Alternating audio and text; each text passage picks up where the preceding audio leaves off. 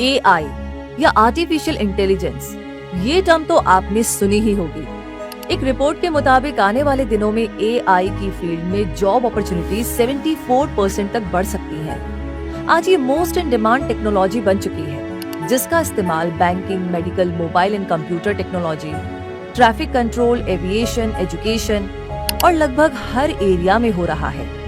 यही रीजन है कि एआई में well educated and trained professionals और इंजीनियर्स की ह्यूज डिमांड है। पर क्या है आर्टिफिशियल इंटेलिजेंस यानी कि एआई? आज इससे जुड़े लगभग हर सवाल का जवाब आपको मिलेगा infinitystream.tv की इस डॉक्यूमेंट्री में। तो तैयार हो जाइए कंप्यूटर साइंस के इस इंटरेस्टिंग एंड क्यूरियस समंदर में डीप ड्राइविंग के लिए। सबसे पहले आपको कुछ चाइल्डहुड मेमोरीज की याद दिलाते हैं। आपने भी अपने बचपन में ऐसे खिलौनों से जरूर खेला होगा जो हमारी बातों को ही रिपीट करते थे। ये रोबोट होते थे, कार होती थी या ऐसा ही कोई और खिलौना होता था। तब आप भी सोचा करते होंगे कि क्या मशीन भी हमारी तरह कभी बातें कर पाएंगे? ऑब्वियसली तब आपने और मैंने भी आर्टिफिशियल इंटेलिजेंस ये शब्द नहीं सुना था, पर अब तो हम अपनी लाइफ में इसका इस्तेमाल कर भी रहे हैं और एआई के एडवांस्ड वर्जन को देख भी रहे हैं। गूगल मैप्स पर ड्राइव करते हुए आपको रूट डायरेक्शन के लिए जो वॉइस सुनाई देती है वो एआई या आर्टिफिशियल इंटेलिजेंस ही है। एटीएम मशीन में पैसे निकालते समय ट्रांजैक्शन गाइडेंस देने वाली आवाज भी एआई का ही एग्जाम्पल है और कार में बैठते समय सीट बेल्ट लगाने की रिक्वेस्ट करने वाली आवाज भी एआई ही है। लेकिन एआई इससे कहीं ज्यादा कॉम्प्लिकेटेड और इंटेलिजेंट प्रोसेस है। तो चलिए जरा आसान भाषा में एआई की डेफिनेशन को समझा जाए। तो एग्जैक्टली क्या है एआई या आर्टिफिशियल इंटेलिजेंस, ये जानने से पहले मेरी ओर से एक आसान सा सवाल का जवाब दीजिए। आपको क्या लगता है कि इस पूरे यूनिवर्स में सबसे कॉम्प्लिकेटेड चीज क्या है? जरा दिमाग पर जोर डालिए, आपको इसका जवाब पता है और इसका जवाब आपके दिमाग में ही है। बिल्कुल सही सोचा आपने। इस पूरे यूनिवर्स में सबसे कॉम्प्लिकेटेड चीज है इंसान का ब्रेन। यहाँ तक कि दुनिया में बनाए गए सबसे कॉम्प्लिकेटेड नेटवर्क सिस्टम और सबसे पावरफुल सिस्टम भी ह्यूमन ब्रेन की बराबरी नहीं कर सकती। इसी को बदलने की कोशिश है आर्टिफिशियल इंटेलिजेंस। इसका मतलब कोई रोबोट बनाना नहीं है, लेकिन एक ऐसा कंप्यूटर वाला दिमाग बनाना है जो इंसान की तरह सोच सके। लेकिन रास्ता बहुत लंबा है। छोटे छोटे एआई तो आप हर कहीं देखते होंगे, सुनते होंगे। इनफैक्ट अगर आपने आईफोन लिया है तो सिरी भी एआई का एग्जाम्पल है। अगर आपके पास एलेक्सा है तो वो एक पॉपुलर एआई टूल है। तो आप जब फेसबुक चलाते हैं तो आपको फ्रेंड रिकमेंडेशंस मिलते हैं, ना कि फलाने को अपनी फ्रेंड लिस्ट में जोड़िए, वो भी एआई का ही काम है। हकीकत ये है कि आर्टिफिशियल इंटेलिजेंस हर कहीं है। इसका काम है इंसान के मुकाबले किसी जॉब को परफेक्टली करना, पर ह्यूमन ब्रेन की बराबरी ना अभी तक हो नहीं पाई है। दुनिया भर के साइंटिस्ट और कंप्यूटर इंजीनियर्स इस काम में लगे हुए हैं, पर कहा जा रहा है कि साल 2050 तक आर्टिफिशियल इंटेलिजेंस ह्यूमन ब्रेन की बराबरी कर लेगा। पर ये बस एक अंदाजा ही है, ऐसा श्योरिटी के साथ कहना मुश्किल है। इसका एक स्ट्रॉन्ग एग्जाम्पल देखने को मिला था 1997 में, यानी 1997 में, जब डीप ब्लू कंप्यूटर सिस्टम ने एक वर्ल्ड चैंपियन प्लेयर को चेस में हरा दिया था। डीप ब्लू आईबीएम का सुपर कंप्यूटर था जिसे चेस खेलने के लिए बनाया गया था। लेकिन होता क्या था कि इसे कोई और गेम खेलने को दिया जाता तो ये गेम नहीं खेल पाता, क्योंकि कोई भी कंप्यूटर सिस्टम सिर्फ वही टास्क परफॉर्म कर पाता है जिसके लिए उसे प्रोग्राम किया गया है। तो यही कंप्यूटर और ह्यूमन ब्रेन का सबसे बड़ा डिफरेंस है, सबसे बड़ा अंतर है। अपने आप ये कुछ भी नहीं सीख सकता या इंसान की तरह नहीं सोच सकता। इसलिए आर्टिफिशियल इंटेलिजेंस को लेकर के दुनिया भर के एक्सपर्ट्स दो ग्रुप्स में बटे हुए हैं। पहले तो वो जो मानते हैं कि एआई इंसानों के लिए बहुत अच्छे साबित होंगे, और दूसरे वो जो कहते हैं कि आर्टिफिशियल इंटेलिजेंस से ह्यूमन सिविलाइजेशन खतरे में आ जाएगी। ठीक उसी तरह जैसा कि 2015 में आई मार्वल की movie Avengers Age of Ultron में दिखाया गया था। कुछ एक्सपर्ट्स यहाँ तक कहते हैं कि अगर एआई इंसानों की तरह सोचने लगे तो वो सुपर ह्यूमंस बन सकते हैं, पर ये तब तक पॉसिबल नहीं है जब तक कि एआई इंसानों की तरह सोचने ना लगे। कंप्लीट एआई टेक्नोलॉजी हासिल करने का ये काम अरबों डॉलर्स की रेस है। हर देश खुद को आगे रखना चाहता है। बहुत सी बातें पब्लिकली डिस्क्लोज होती हैं, तो बहुत कुछ सीक्रेट भी रखा जाता है। इतना तो पक्का है कि अगर एआई को इंसानों की तरह सोचने लायक बना दिया गया तो दुनिया हमेशा के लिए बदल जाएगी। वैसे जनरल नॉलेज के लिए अगर हम एआई के बारे में बात करें तो इसकी शुरुआत 1956 में यानी 1956 में यूएसए के डार्टमाउथ कॉलेज से हुई थी। यूनिवर्सिटी के ही समर कॉन्फ्रेंस में young computer scientist John McCarthy ने आर्टिफिशियल इंटेलिजेंस इस टर्म को इंट्रोड्यूस किया था। इस वर्कशॉप में जो भी लोग मौजूद थे वो कई डेकेड्स तक, कई सदियों तक एआई रिसर्च के लीडर्स रहे। कई लोग ऐसा भी मानते थे कि बहुत जल्दी ही मशीन्स इंसानों की तरह इंटेलिजेंट हो जाएंगे और इस काम में उन्होंने मिलियंस ऑफ डॉलर्स का कंट्रीब्यूशन भी दिया। वैसे आज के आर्टिफिशियल इंटेलिजेंस की बात करें तो ये कई फेजेस से होकर यहाँ तक पहुँचा है कि आज कार भी ड्राइवरलेस हो गई है। चलिए इस जर्नी को थोड़ा करीब से जानते हैं। हिस्ट्री हम सबने पढ़ी है और शायद ही कोई ऐसा देश हो जिसकी हिस्ट्री बुक में वर्ल्ड वॉर 2 का जिक्र ना हो। पूरी दुनिया पर वर्ल्ड वॉर 2 का डायरेक्ट या इनडायरेक्ट इम्पैक्ट देखने को मिला था। एक्चुअली वर्ल्ड वॉर 2 ने ही न्यूरो साइंस एंड कंप्यूटिंग को साथ जोड़ने का थॉट दिया था। साल था 1943 यानी 1943। ब्रिटेन के मैथमेटिशियन एलन ट्यूरिंग और न्यूरोलॉजिस्ट ग्रे वॉल्टर, ये वो दो ब्रिलियंट माइंड्स थे जिन्होंने इंटेलिजेंट मशीन्स बनाने का चैलेंज लिया। उस टाइम ग्रे वॉल्टर ने दुनिया के कुछ पहले रोबोट्स बनाए और इंटेलिजेंट मशीन का एक बेंचमार्क सेट किया। ये ऐसे कंप्यूटर थे जो इंसानी समझ को बेवकूफ बना सकते थे। यानी अगर इनसे कोई बात करता तो सामने वाले इंसान को लगता कि वो किसी दूसरे इंसान से बात कर रहे हैं। पर क्या आप यकीन करेंगे कि आर्टिफिशियल इंटेलिजेंस टेक्नोलॉजी पर दुनिया को काम करना चाहिए? इस थॉट को साइंस फिक्शन ने प्रोवोक किया था। एक्चुअली वर्ल्ड वॉर के बाद 1950 के आते आते science fiction writer Isaac Asimov ने साइंस फिक्शन स्टोरीज का एक कलेक्शन पब्लिश किया था। आइजैक एसिमोव उन साइंस फिक्शन राइटर्स में से एक थे जिन्होंने मशीन इंटेलिजेंस का आइडिया दिया था और इसका एक काल्पनिक भविष्य रचा। उनकी सोच प्रोवोकिंग एंड विजनरी थी, उनकी राइटिंग काफी फेमस थी और उनके आइडियाज एक पूरी जेनरेशन को फील्ड ऑफ रोबोटिक्स और साइंटिस्ट बनने को इंस्पायर कर रही थी।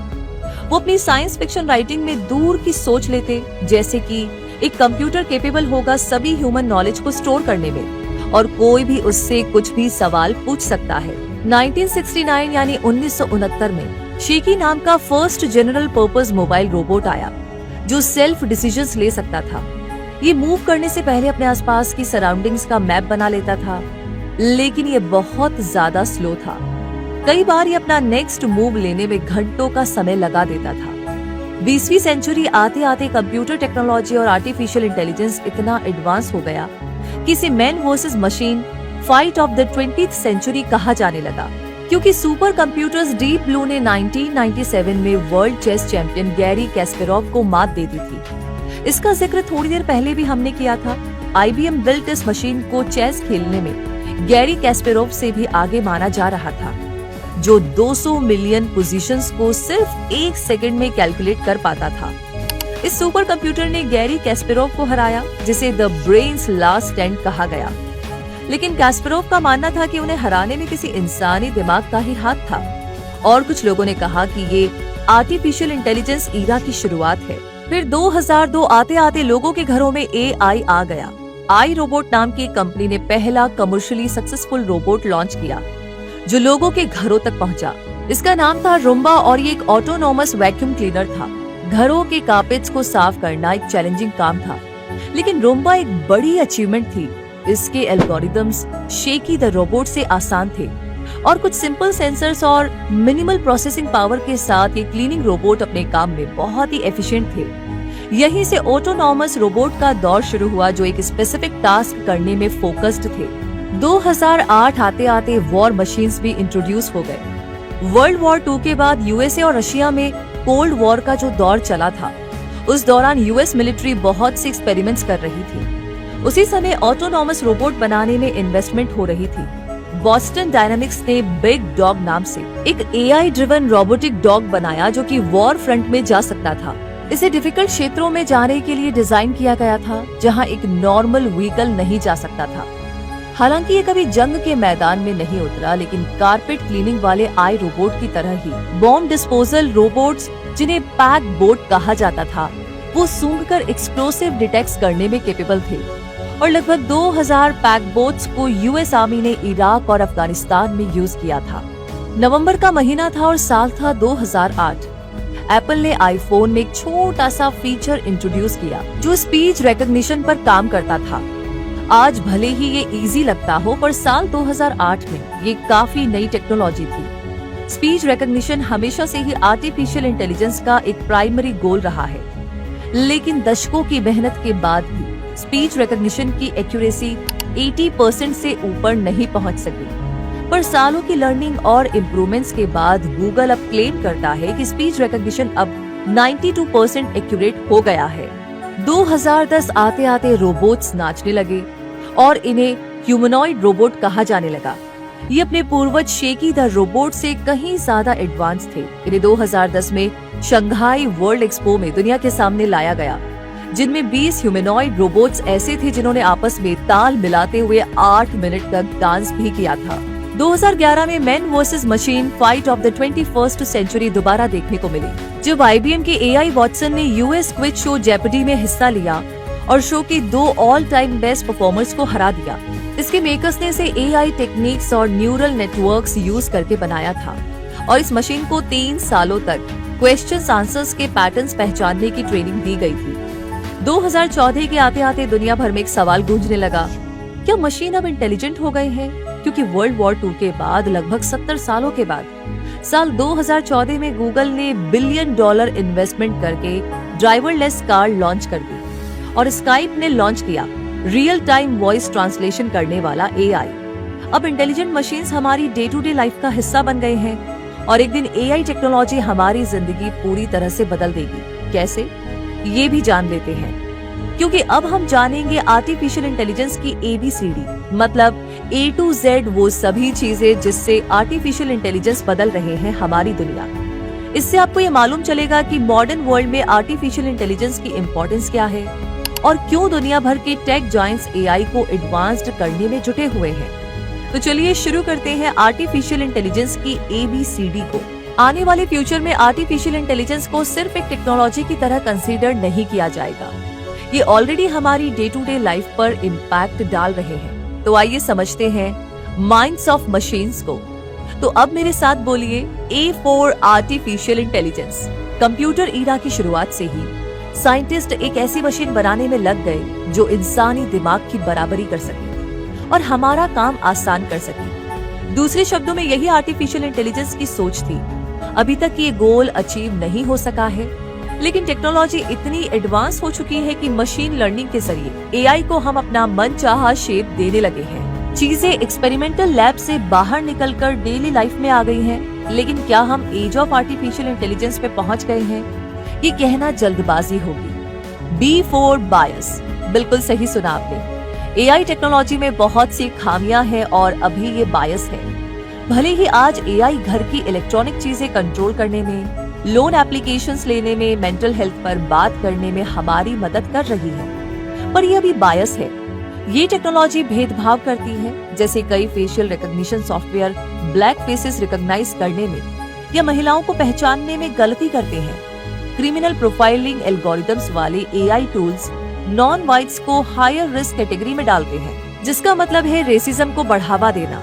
और रिक्रूटमेंट टूल्स फीमेल कैंडिडेट्स के मुकाबले मेल कैंडिडेट्स को हाई स्कोर देते हैं। तो टेक कंपनीज इन्हें सुधारने में लगी हुई है।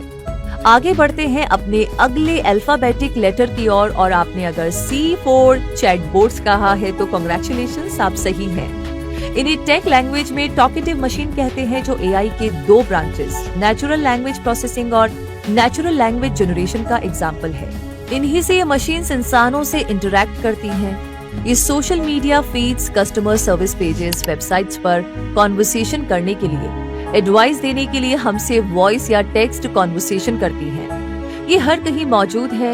Utilities companies, pizza delivery firms, online stores, banks और गवर्नमेंट डिपार्टमेंट से लेकर के अडल्ट वेबसाइट्स तक पर चैट बोट्स का इस्तेमाल हो रहा है। अब आगे D फॉर डिजाइन। बिल्कुल, क्या बात है। मतलब मेरी क्लास में तो बहुत से इंटेलिजेंट स्टूडेंट है। तो कार और एयरक्राफ्ट्स के लिए आए दिन डिजाइन्स तैयार करना एक कॉम्प्लिकेटेड और स्लो प्रोसेस है। इंसानी दिमाग को आए दिन नए डिजाइन देने में टाइम लगता है, लेकिन आर्टिफिशियल इंटेलिजेंस कुछ ही घंटों में ढेर सारे नए डिजाइन्स, इनोवेटिव शेप्स और कॉन्फ़िगरेशंस जनरेट कर देता है।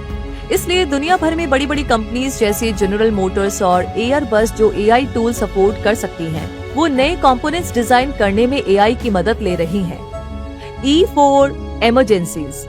आर्टिफिशियल इंटेलिजेंस की इम्पोर्टेंस यहाँ पर समझी जा सकती है। फिलहाल दुनिया भर में ह्यूमैनिटेरियन क्राइसिस अपनी पीक पर है।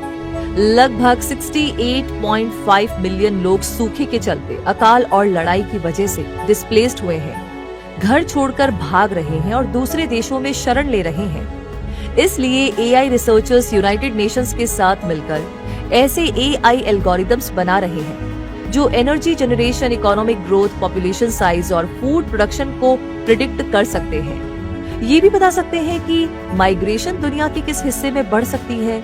यूके का एलन ट्यूरिंग इंस्टीट्यूट और US based political instability task force ऐसे एआई बना रही है जो कि बता सकते हैं कि फ्यूचर कॉन्फ्लिक्ट्स कहां होंगे। स्टैटिस्टिकल डेटा, मिलिट्री रिपोर्ट्स और न्यूज रिपोर्ट्स को एनालाइज करके एआई टूल्स बताएंगे कि दुनिया के किस हिस्से में टेंशंस बिल्ड हो सकते हैं। अब आगे F4 फुटबॉल। जी सही सुना आपने। यूं तो फुटबॉल गोल होता है, लेकिन एआई अपनी कैपेबिलिटी से इस गेम का शेप बदल रही है। फील्ड पर एक प्लेयर का एक एक एक्शन उसकी टीम को विक्ट्री दिलवाती है। पर क्या हो कि अगर गोलकीपर बॉल को हाथों से थ्रो करने के बदले किक करे, क्या गेम पर इसका असर पड़ेगा? ऐसी ही चीजें कैलकुलेट करने के लिए English football club Chelsea AI tools की हेल्प ले रही है, ताकि ये पता लगाया जा सके कि मैदान पर टीम के क्रूशियल प्लेयर्स सही से डिसीजंस ले सके। इससे प्लेयर्स भी समझ पाएंगे कि ग्राउंड पर कैसे डिसीजंस लेने हैं, ताकि हर एक्शन टीम को विक्ट्री के करीब ले जाए। आर्टिफिशियल इंटेलिजेंस की ABCD में कुछ अल्फाबेट्स वाले एआई फीचर्स समझने के लिहाज से काफी कॉम्प्लिकेटेड है, तो कुछ और पॉइंट्स को पिक करेंगे, क्योंकि सबको लेंगे तो ये डॉक्यूमेंट्री काफी लंबी हो जाएगी। आगे बढ़ते हैं I4 इमेजिनेशन के साथ। अभी थोड़ी देर पहले ही हमने बताया था कि कार और एयरक्राफ्ट्स के कंपोनेंट्स डिजाइन करने में एयरबस जैसी कंपनीज एआई टूल्स की मदद ले रही है। तो यहाँ से आप इनकी इमेजिनेशन पावर को समझ सकते हैं। बहुत से आर्टिस्ट भी अब एआई टूल्स के जरिए पेंटिंग कर रहे हैं। दुनिया भर की रियल एस्टेट कंपनीज में एआई का बहुत इस्तेमाल होता है, ताकि एआई की मदद से ये पता लगा सके कि कम स्पेस में घर को कितने सुंदर तरीके से डेकोरेट किया जा सकता है या नए डिजाइन बनाए जा सकते हैं। J4 jams. मैं खाने वाले जैम की बात नहीं कर रही हूँ, ये जैम है ट्रैफिक जैम। दुनिया भर के बिजी शहरों में ट्रैफिक जैम्स को इफेक्टिवली मैनेज करने के लिए एआई का इस्तेमाल हो रहा है। ट्रैफिक कंजेशन को मॉनिटर करके ट्रैफिक सिग्नल्स को कैसे यूज करना है ताकि जैम ना लगे और ट्रैफिक मूवमेंट स्मूथ बनी रहे। इसलिए सिंगापुर, हांगकांग, ताइवान में एआई का यूज हो रहा है। आगे P4 पुलिसिंग। जी, पुलिस फोर्स भी ऐसे ही एआई सिस्टम्स की टेस्टिंग कर रही है, जिसकी हेल्प से कम टाइम में ज्यादा क्रिमिनल्स पकड़े जा सके। यूके में एक ऐसे एआई टूल का ट्रायल किया जा रहा है जो फेशियल रिकॉग्निशन सिस्टम से सस्पेक्ट और क्रिमिनल को पहचान सकता है। Q4 quakes. नहीं, बतखों वाला क्वेक क्वेक नहीं, अर्थक्वेक वाला क्वेक्स। अगर नेचुरल डिजास्टर्स की बात करें तो अर्थक्वेक्स को प्रिडिक्ट करना बहुत ही मुश्किल होता है, लेकिन ऐसे कंप्यूटर्स बनाए जा रहे हैं जो डीप लर्निंग और मशीन लर्निंग से अर्थक्वेक्स की लोकेशन को प्रिडिक्ट कर सकते हैं। आने वाले दिनों में अगर ऐसे कैलकुलेशन सही निकलने लगे तो दुनिया भर में लोगों की जान बचाई जा सकती है। अगर आप रैप म्यूजिक के फैन हैं तो खुश हो जाइए, क्योंकि डीप फ्लो और डीप बीट जैसे एआई टूल्स की हेल्प से आप भी रैप लिरिक्स लिख सकते हैं। ये एप्लीकेशंस इतने केपेबल है कि इनके जनरेटेड लिरिक्स को और किसी लिरिसिस्ट या रैप आर्टिस्ट के लिखे गानों को डिफरेंशिएट करना मुश्किल है। पर किसी आर्टिफिशियल इंटेलिजेंस में इतनी परफेक्शन आती कहां से है? अगर ये सवाल आपके दिमाग में दौड़ रहा है तो रिलैक्स हो जाइए, इसी का जवाब देने वाले हैं हम, और जवाब है machine learning. I am sure आपने इसके बारे में जरूर से सुना होगा। आज आर्टिफिशियल इंटेलिजेंस की काबिलियत से डॉक्टर्स अपने पेशेंट्स को डायग्नोस करते हैं, पायलट्स कमर्शियल एयरक्राफ्ट्स को उड़ाते हैं और दुनिया भर के सिटी प्लानर्स ट्रैफिक जैम को प्रिडिक्ट करते हैं। पर एक एआई बेस्ड सिस्टम चाहे जो भी काम करे, इन्हें बनाने वाले और डिजाइन करने वाले को भी नहीं पता होता कि एग्जैक्टली ये काम कैसे करते हैं। और ऐसा इसलिए है क्योंकि आर्टिफिशियल इंटेलिजेंस सीखने के लिए सेल्फ टॉट मेथड का इस्तेमाल करते हैं। ये कुछ सिंपल सेट ऑफ इंस्ट्रक्शंस पर काम करते हैं जो रूल्स एंड स्ट्रेटजीज का एक यूनिक अरे होता है। तो एग्जैक्टली कैसे एक मशीन सीखती है, कैसी होती है मशीन लर्निंग, आइए समझते हैं। मशीन्स को सिखाने के लिए बहुत से सेल्फ टीचिंग प्रोग्राम्स होते हैं जो 3 तरह की बेसिक मशीन लर्निंग के ऊपर बेस्ड होती हैं। पहला अनसुपरवाइज्ड लर्निंग, दूसरा सुपरवाइज्ड लर्निंग और तीसरा रीइंफोर्समेंट लर्निंग। इसको समझने के लिए इमेजिन कीजिए कि रिसर्चर्स हजारों पेशेंट्स की मेडिकल प्रोफाइल से जुड़े सेट ऑफ डेटा को एक्सेस करने की कोशिश कर रहे हैं। तो यहाँ पर इम्प्लीमेंट होता है अनसुपरवाइज्ड लर्निंग। ये मेथड सभी पेशेंट्स के मेडिकल प्रोफाइल्स को एनालाइज करने के लिए आइडियल है ताकि इनके बीच सिमिलैरिटीज और यूजफुल पैटर्न्स ढूंढे जा सके। हो सकता है कि कई पेशेंट्स को एक ही तरह की बीमारियां हो या इलाज के दौरान उन्हें एक ही तरह के साइड इफेक्ट्स हो रहे हों। इसी तरीके से कोई मशीन बिना किसी ह्यूमन गाइडेंस के पेशेंट के प्रोफाइल और इमर्जिंग पैटर्न्स में सिमिलैरिटीज ढूंढना सीखता है। अब यहाँ पर ना आप गौर कीजिएगा कि क्या हो अगर डॉक्टर्स को कुछ और स्पेसिफिक जानकारी चाहिए। तो अगर डॉक्टर्स को कोई पर्टिकुलर कंडीशन डायग्नोस करना है तो वो हेल्दी पेशेंट्स और डायग्नोस्ड पेशेंट्स दोनों के 2 डेटा सेट को कलेक्ट करेंगे। इसके बाद डॉक्टर्स ये डेटा एक ऐसे डिजाइन प्रोग्राम में डालेंगे जो बीमार मरीजों को आइडेंटिफाई करेगा। अब एआई को कितनी जल्दी बीमारी वाले फीचर्स दिख रहे हैं, इसके ऊपर प्रोग्राम उन फीचर्स में कुछ वैल्यू असाइन करेगा। साथ ही प्रोग्राम फ्यूचर डायग्नोसिस के लिए एक एल्गोरिदम भी बनाएगा। अब आगे क्या होगा, इसमें डॉक्टर्स और कंप्यूटर साइंटिस्ट का एक रोल रहेगा, इसलिए इसे सुपरवाइज्ड लर्निंग कहते हैं। डॉक्टर फाइनल डायग्नोसिस करेंगे और रिजल्ट की एक्यूरेसी एल्गोरिदम की प्रेडिक्शन से कंपेयर करेंगे। इसके बाद जो रिजल्ट आएगा उसे कंप्यूटर साइंटिस्ट डेटाबेस में अपडेट कर देंगे ताकि सिस्टम की एक्यूरेसी बढ़ जाए। तो यही है सुपरवाइज्ड लर्निंग। अब मान लीजिए कि डॉक्टर्स की टीम एक और एल्गोरिदम पर काम कर रही है जिससे इलाज के प्लान का रिकमेंडेशन मिले। ऐसे प्लान्स को स्टेज बाय स्टेज इम्प्लीमेंट किया जाता है और इंडिविजुअल पेशेंट के हिसाब से ट्रीटमेंट अलग हो सकती है। तो ऐसे में रीइंफोर्समेंट लर्निंग को इम्प्लीमेंट किया जाता है। यहाँ इटरेटिव अप्रोच अपनाई जाती है, यानी कि किसी प्रोसेस को बार बार दोहराना ताकि किस तरह की दवाइयाँ, डोजेज और ट्रीटमेंट अपनाया जाना चाहिए। फिर इसी डेटा को हर पेशेंट की प्रोफाइल से कंपेयर किया जाता है और इससे निकल कर आता है एक यूनिक ट्रीटमेंट प्लान। जैसे जैसे इलाज की प्रोग्रेस होती है तो ज्यादा फीडबैक्स मिलने लगते हैं और इस तरह लगातार हर पेशेंट के लिए ट्रीटमेंट प्लान अपडेट होता रहता है। तो ये तीनों तरीके ही अपने आप में पूरी तरह से कारगर नहीं होते। तीनों में ही कम या ज्यादा ह्यूमन इंटरवेंशन की जरूरत पड़ती है, लेकिन इन तीनों को एक साथ जोड़कर साइंटिस्ट डेवलप करते हैं कॉम्प्लिकेटेड एआई सिस्टम्स, जहां अनसुपरवाइज्ड लर्निंग, सुपरवाइज्ड लर्निंग और रीइंफोर्समेंट लर्निंग एक दूसरे को सुपरवाइज करते हैं और सिखाते रहते हैं। और ये सब पॉसिबल होता है एआई के नेचुरल नेटवर्क्स के चलते, जिनके बीच मिलियंस ऑफ कनेक्शंस होते हैं। इसी से एक एआई परफॉर्म करता है, जैसे इमेज रिकॉग्निशन, स्पीच रिकॉग्निशन और लैंग्वेज ट्रांसलेशन जैसे डिफिकल्ट टास्क।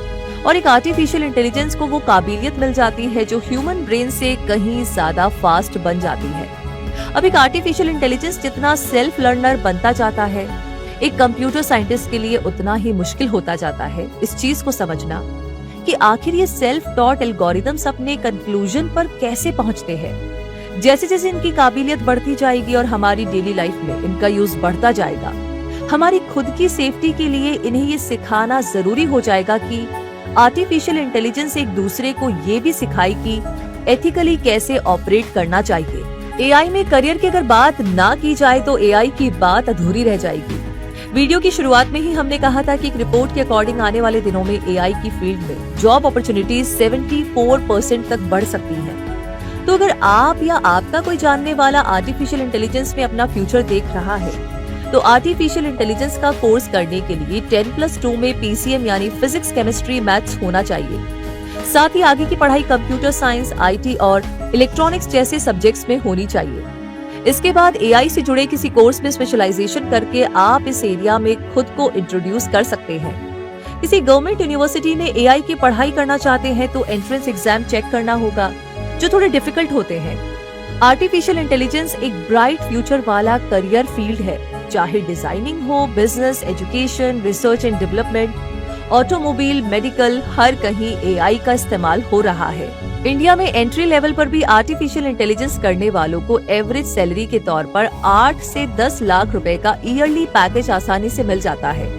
वहीं अच्छे एक्सपीरियंस के साथ ईयरली 50 लाख तक का पैकेज मिल सकता है।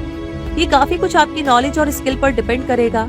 अब कुछ सिलेक्टेड इंस्टीट्यूट्स के नाम जहां से आर्टिफिशियल इंटेलिजेंस की पढ़ाई की जा सकती है, ये है Indian Institute of Technology, GH Raisoni College of Engineering Nagpur, Kings Cornerstone International College Chennai, Mukesh Patel School of Technology Management and Engineering Navi Mumbai, Indraprastha Institute of Information Technology नई दिल्ली और चंडीगढ़ यूनिवर्सिटी।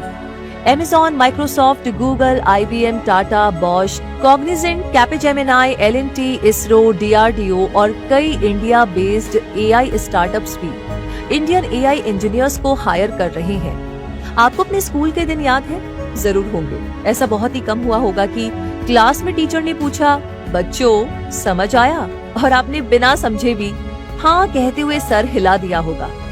ऐसा ना सबके साथ होता है। हर स्टूडेंट अलग तरीके से सीखता है, इसलिए आजकल स्टूडेंट्स को पढ़ाने में भी AI की मदद ली जा रही है, क्योंकि कुछ स्टूडेंट्स टीचर के समझाने पर एक ही बार में समझ जाते हैं, पर किसी को कई बार समझाना पड़ता है। अब अगर किसी क्लास में 35 स्टूडेंट है तो एक टीचर के लिए एक ही सब्जेक्ट को 35 अलग तरीकों से पढ़ाना पॉसिबल नहीं है, पर आर्टिफिशियल इंटेलिजेंस से ये पॉसिबल हो सकता है।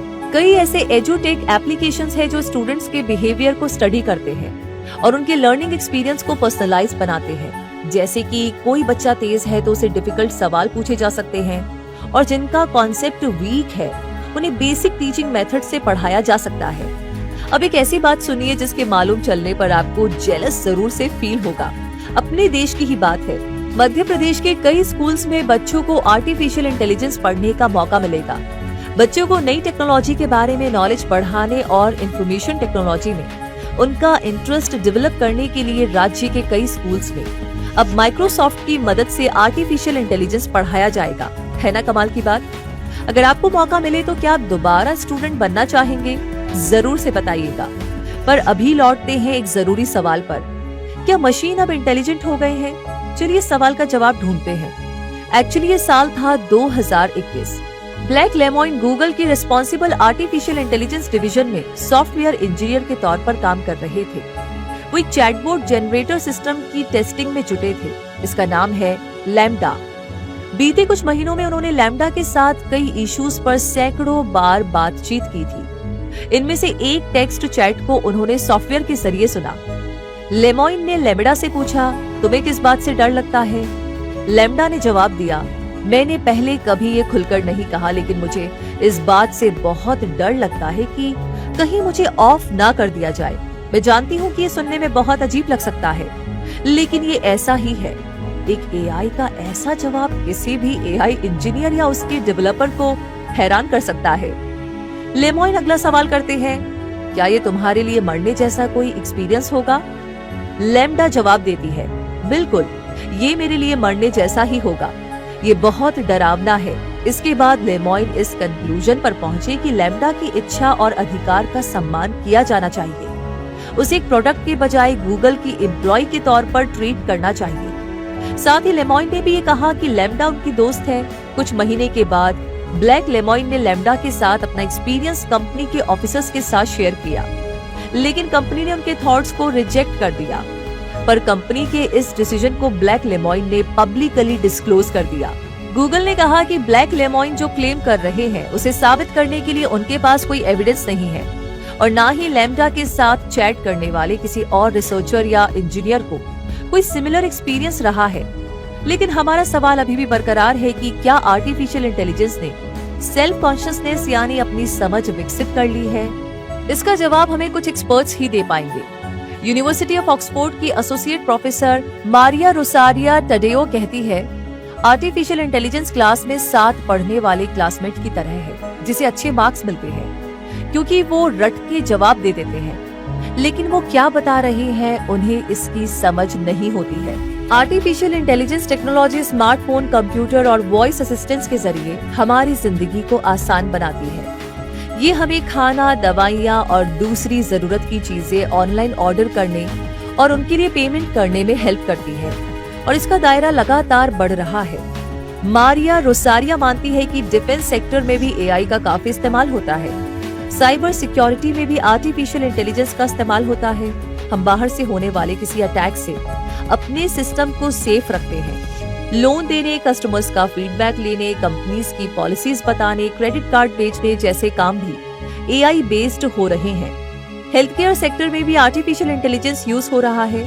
मारिया रोसारिया बताती है कि आर्टिफिशियल इंटेलिजेंस का इस्तेमाल जीनोमिक्स में हो सकता है और इससे कैंसर, डायबिटीज और अल्जाइमर का बेहतर इलाज ढूंढा जा सकता है। लेकिन मारिया रोसारिया टडेओ कहती है कि आर्टिफिशियल इंटेलिजेंस सिस्टम की लिमिटेशन को जानना बहुत जरूरी है। कई बार आर्टिफिशियल इंटेलिजेंस को टेक्निकल बायस का नाम दे दिया जाता है। ये मान लिया जाता है कि मशीन तो हमेशा सही होगी, पर जब हम मशीन को कोई काम देते हैं तो हमें इसकी निगरानी करनी चाहिए। पर ज्यादा केसेस में ऐसा नहीं होता। मशीन जो कहती है हम बस वही मान लेते हैं। पर जब कोई बड़ा डिसीजन लेना हो तो उस वक्त इंसानों को तय करना चाहिए कि करना क्या है। मारिया रोसारिया टडेओ के मुताबिक जब मैं ये कहती हूँ कि हमें मॉनिटरिंग करते हुए एआई का इस्तेमाल करना चाहिए, तो मेरे कहने का मतलब ये नहीं है कि हमें इस पर भरोसा नहीं करना चाहिए। मेरा सिर्फ ये कहना है कि भरोसे के साथ सावधान भी रहना चाहिए। आर्टिफिशियल इंटेलिजेंस सिस्टम के किसी गलत रास्ते पर जाने का एक पब्लिक एग्जाम्पल साल 2016 में तब आया जब माइक्रोसॉफ्ट ने टे नाम का एक चैटबॉट ट्विटर पर रिलीज किया। कंपनी सोच रही थी कि लोग इसे लेकर जो ट्वीट करेंगे उसके जरिए टे स्मार्ट होता जाएगा, लेकिन लॉन्च होने के सिर्फ 16 घंटे के अंदर ही टे नाजी और नस्ल भेदी मैसेज करने लगा। तब माइक्रोसॉफ्ट ने इसे हटा लिया। इससे ये पता चलता है कि किसी भी एआई की मॉनिटरिंग कितनी ज्यादा जरूरी है। बहुत से एक्सपर्ट्स ऐसा मानते हैं कि आर्टिफिशियल इंटेलिजेंस का मकसद लोगों को खुश करना है। अभी थोड़ी देर पहले हमने लैम्डा का जिक्र किया था। Tech news site Android police के सीनियर एडिटर रायन हैगर का मानना है कि लैम्डा को गूगल ने तैयार किया है और ये बेसिक जरूरतों वाला चैटबॉट है। तो लैम्डा यानी कि LAMDA का फुल फॉर्म है language module for dialogue application. Ryan का मानना है कि लैम्डा के सवाल जवाब प्रोसेस्ड होते हैं और मशीन लर्निंग से हासिल होते हैं। मशीन लर्निंग आर्टिफिशियल इंटेलिजेंस का ही एक ब्रांच है जो मशीन को बेटर एंड परफेक्ट होना सिखाती है। लैम्डा के साथ टेक्स्ट के जरिए बातचीत होती है, वर्बली नहीं। रायन बताते हैं कि इसे इंसानों की तरह ऐसे जवाब देना सिखाया गया है कि लोग खुश हो जाएं। अगर आप सोच रहे हैं कि लैम्डा यूज करेंगे तो ये अभी पॉसिबल नहीं है। अभी एक बड़ा सिस्टम है और मोबाइल डिवाइस पर आ नहीं सकता। जब इसे यूज किया जाता है तो इससे बहुत ज्यादा डेटा पोल्यूशन होता है। इसे 1.56 ट्रिलियन शब्द सिखाए गए हैं। अगर लैम्डा इंसान होती तो इसकी पर्सनैलिटी कैसी होती? इस सवाल पर रायन हैगर कहते हैं कि ये लोगों को हैप्पी फील करवाती। लैम्डा के होने का मकसद ही यही है, लेकिन एआई पर सिर्फ गूगल ही काम नहीं कर रहा है।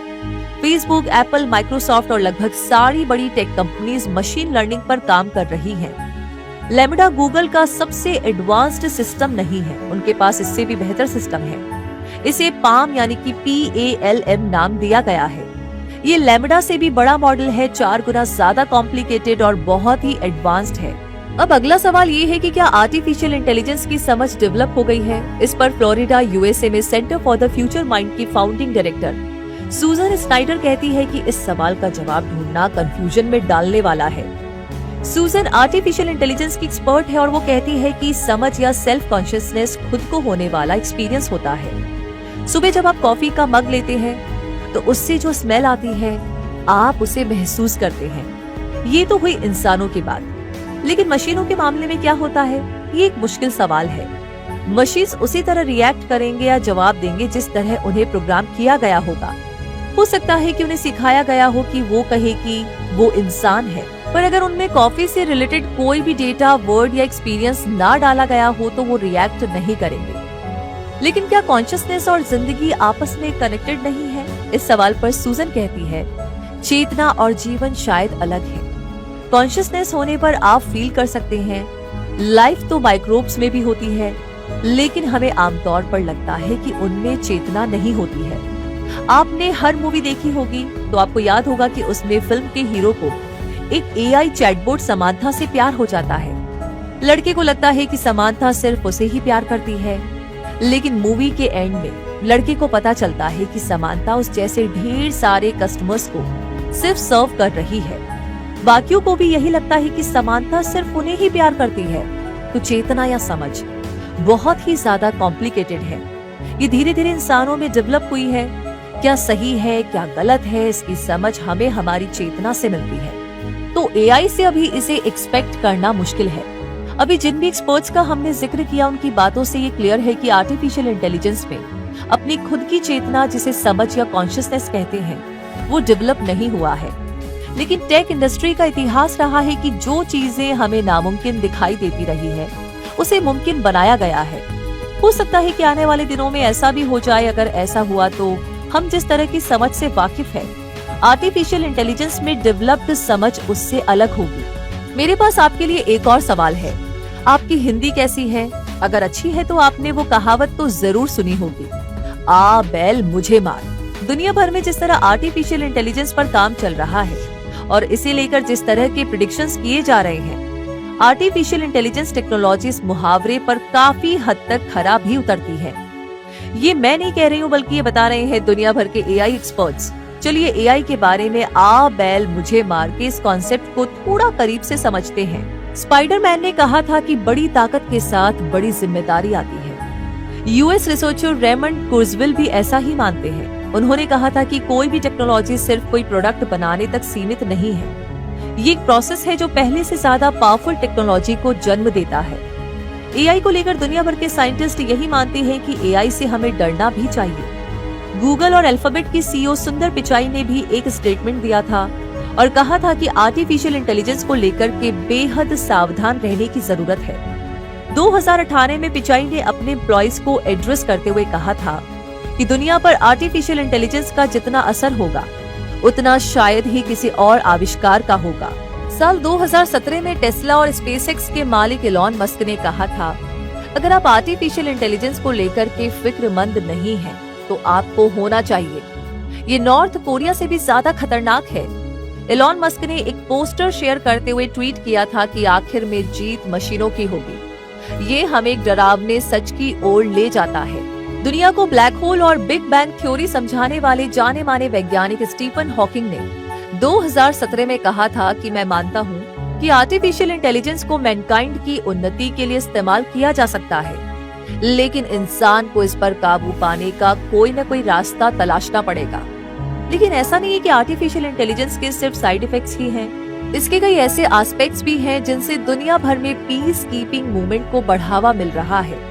दुनिया भर में अभी टेंशन का माहौल है। यूएसए को लगता है कि उसे नॉर्थ कोरिया से खतरा है, इंडिया को पाकिस्तान और चाइना से, इजराइल और पैलेस्टाइन आए दिन एक दूसरे पर हमला करते रहते हैं और रशिया यूक्रेन वॉर ने तो वर्ल्ड वॉर 3 का खतरा भी पैदा कर दिया है। लेकिन बहुत से साइंटिस्ट का मानना है कि आर्टिफिशियल इंटेलिजेंस ऐसे कॉन्फ्लिक्ट्स को रोकने में हेल्प कर सकती है। वाईसी गुओ ऐसे ही एक रिसर्चर हैं। उनकी टीम एआई की मदद लेकर मैनकाइंड के सामने आने वाले वॉर चैलेंजेस को समझने की कोशिश करती है। दुनिया के किस कोने में टेंशन बढ़ सकता है, इसका पता लगाने के लिए वाईसी गुओ की team India, Pakistan, Bangladesh, Myanmar जैसे हाई टेंशन बॉर्डर्स को एनालाइज करती है और अपना प्रेडिक्शन देती है, ताकि डिप्लोमेटिक टॉक के जरिए आने वाले टेंशंस को पहले ही कंट्रोल कर लिया जाए। अपनी एनालिसिस में इस टीम ने इंडिया बांग्लादेश के बॉर्डर को पीसफुल, तो कश्मीर से लगे इंडिया पाकिस्तान बॉर्डर को टेंशन वाला पाया था।